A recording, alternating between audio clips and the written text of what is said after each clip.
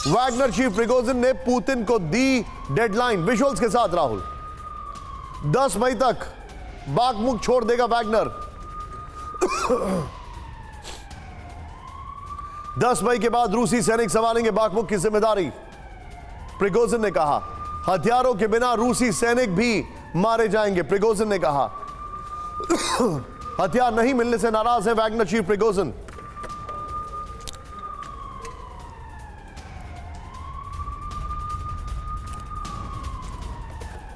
राहुल, ये दोनों ब्रेकिंग, दोनों शॉट दिखाई और सीधे चलेंगे मनीषा के पास। मनीष, प्रिगोजिन ने धमकी दे दी है, वैगनर की ये पहली बगावत है। जब उन्होंने डेडलाइन दी है, नाराज तो कई बार हुए, लेकिन इस बार उन्होंने डेडलाइन दे दी है। आप उसी बाखमुख की तरफ खड़े हैं जहां से ये धमकी दी गई है, क्या लग रहा है? देखिए निशांत, अगले हफ्ते वैगनर ग्रुप ने मुझे अपने हेडक्वार्टर सेंट पीटर्सबर्ग में आमंत्रित किया है, तो शायद वहाँ उन लोगों से मिलकर बात करके मुझे कुछ और पता लग सके। लेकिन ऐसा लगता है कि प्रिगोजिन और सर्गेई शोइगु दोनों एक अलग ही लड़ाई लड़ रहे हैं।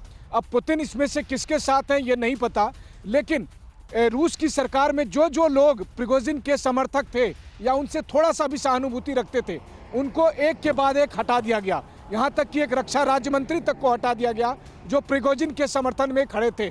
तो वैसी स्थिति में लग रहा है कि धीरे धीरे सर्गेई शोइगु कमान अपना संभाल रहे हैं।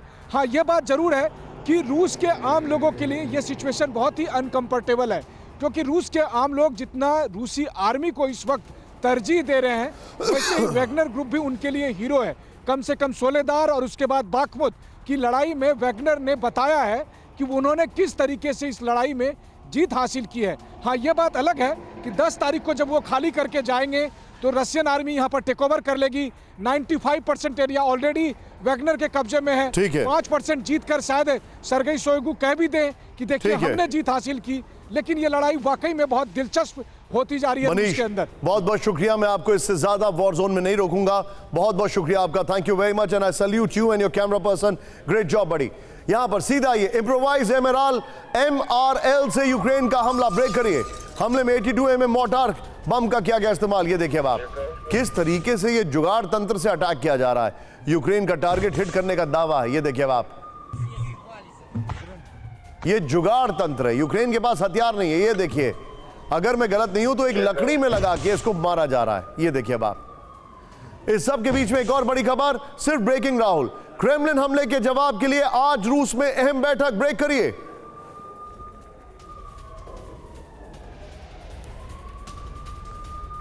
रूसी सिक्योरिटी काउंसिल के साथ पुतिन की बैठक होगी।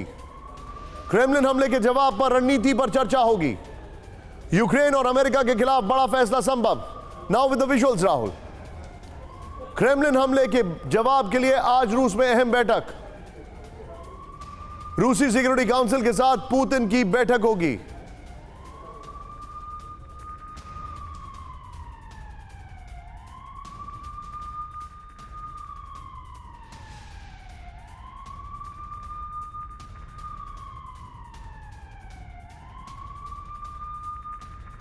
ये ब्रेकिंग और शॉट के साथ सीधे मैं अमिताभ सर के पास चलूंगा। अमिताभ सर, क्या पुतिन कुछ बड़ा फैसला कर सकते हैं आज?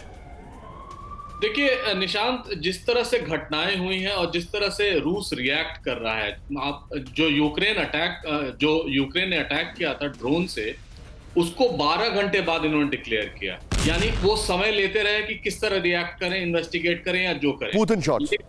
लेकिन जो हो रहा है अभी, उसमें मुझे लग रहा है अब यूक्रेन रूस को प्रोवोक कर रहा है कि वो ग्राउंड ऑफेंसिव शुरू करे, क्योंकि वो नहीं चाहता ग्राउंड ऑफेंसिव पहले वो शुरू करे, क्योंकि यूक्रेन के पास एक बहुत बड़ा एक रिस्पॉन्सिबिलिटी है, और वो रिस्पॉन्सिबिलिटी है कि पूरे वेस्टर्न डोनर्स को, पावर्स को ये दिखाए कि जितने हमने हथियार आपको दिए हैं उनको अब यूज करके, हम एक्सपेरिमेंट करके, यूज करके दिखाएंगे आपको कि हम वाकई में लड़ सकते हैं और उनके सामने खड़े हो सकते हैं।